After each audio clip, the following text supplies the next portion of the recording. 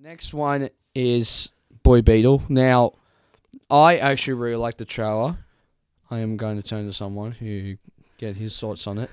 But no, I really like the trailer. I think that the fact that they're doing something that, and the fact that even James Gunn confirmed, even though that this is coming out before Creature Commandos and everything before Creature Commandos is not connected, Blue Beetle is one that they are connecting to James Gunn's universe. So, did James Gunn do this, did he?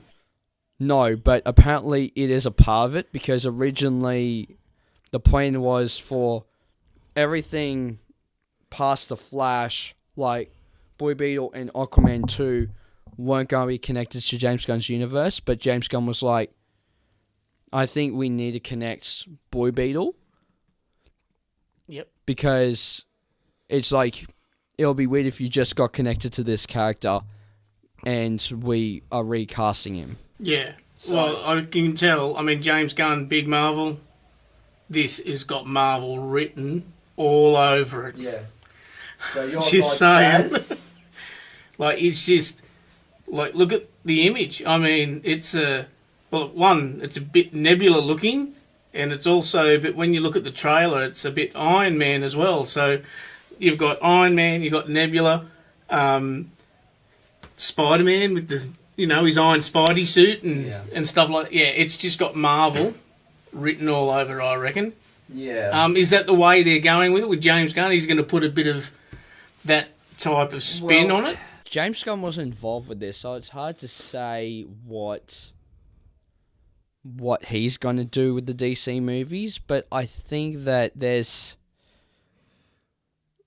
I won't be surprised if he has some sort of Marvel flavor, especially the way that they're laying out the slate. Yeah. Because DC never had a slate. They were just like, okay, let's do Man of Steel, then let's jump into freaking Civil War. Let's just do anything. Anything that someone thinks of. It's just like, let's just throw everything at wall and see what sticks and what's popular at that time. One thing that Marvel do have is that they do have a storyline. Yeah. Right? And that's one thing that DC just didn't get, and they've never done it. It's just like, we'll do a Batman, but we'll do a series of Batmans. Yeah. Then we'll stop, and then 10 years later we'll do another one, maybe throw another one in there. And then, now you've got someone like James Gunn who heavily influenced what happened at Marvel. Yeah. That whole storyline with the comics and everything. Whereas DC just didn't have that, but maybe they're going to do that now. Which, in some respects, will be bad for them, I reckon. I mean, DC, I don't necessarily like DC compared to Marvel. Well, I think, I won't be surprised if it'll be good for DC, because if DC's doing good, Marvel will go like, especially with the fans, it's just like, oh, you want great movies and not just fan service and just funny movies that are terrible. Yeah, no, but what I mean by that is that if you're going to have one that looks similar to the other, it's not going to help DC, I don't think. Marvel are Marvel. They've got it together. They have good writers. These writers tend to go from DC to Marvel and float, because they're all bloody freelancers, so whoever's paying, they're going to go and write for. And it's the same as whoever designs their costumes and stuff like that. So it's good that DC are picking their game up, but I don't know if looking like Marvel is necessarily the best way to go. Yeah, because I think the thing is too, I've always found DC less confusing than Star Wars, to be honest. How can you say that, Jack? Star Wars is the easiest franchise. Because you're like, okay, we had the prequels, then we have Rogue One, then we have Bad Batch, then we have Kenobi, what's Bad Batch? Mandalorian, Sorry, then we have go back, Wars. stop, pull up. What's Bad Batch? It's an animated series. Oh, never heard of it. Yeah, and it's like... Sorry, I thought you were talking about the original three. That was the Bad Batch. No, but then we have the original trilogy, then we have bloody Mando... all 3 seasons of that. Then we have Ahsoka coming out. We have the new trilogy. Then we have the bloody James Mangold 30 years ago Jedi one coming out. And then we're going to have the bloody Mandoverse movie. Then we're going to have the bloody Rey building up the Resistance again movie. Yeah. It's just like, all that is confusing. At least DC's like, bloody Man of Steel happened, then Batman vs Superman. Batman saw I the suppose travesty in Metropolis, and then he shows up. Yeah, you're probably right with the Star Wars franchise in the fact that, yes, it's a bit all over the shop, but when someone like Disney goes out and buys it for how many billion? Some stupid amount of money. I'm going to research that because I can't remember. They actually need to make their money somehow. So they've got to make all of these offshoot movies so that they pull the crowds in to get the cash. Yeah, because I don't know, because I always found Star Wars, especially when you add the shows into, I'm just like, well, where the hell are you going with this?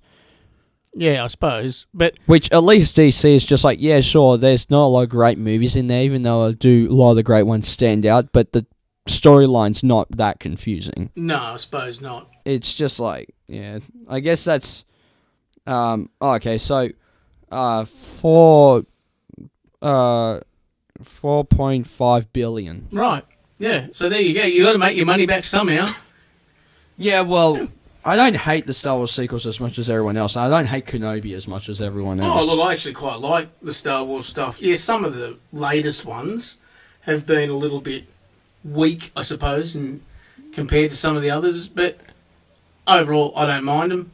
But, but as I said, when you spend $4.5 billion buying a movie, you expect franchise, goodness out of that, especially for the much they paid for. Yeah, but how much? Yeah, and that's right. But that's where they've got to actually start to be a bit creative, so that they pull the crowds into the cinemas to get the money. Well, exactly, and I think. Well, I mean, we're getting into a different conversation, but I guess the thing I'll add about that is that at least, like, with them making the sequel trilogy, that at least made me care a bit more about Star Wars. Yeah, yeah. Like, I actually don't mind Kenobi as much as everyone else. Yeah. Like, Kenobi to me is my fourth favourite Star Wars thing behind Revenge of the Sith. Yeah. Yeah, exactly. So... But, anyway, so about Blue Beetle, what are your thoughts? I mean, it might be good. I don't mind old mate who plays Blue Beetle. He was out of... Cobra Kai. Yeah, he's pretty cool. Yeah. But, yeah, as I said, it's just got that splash of Marvel all over it.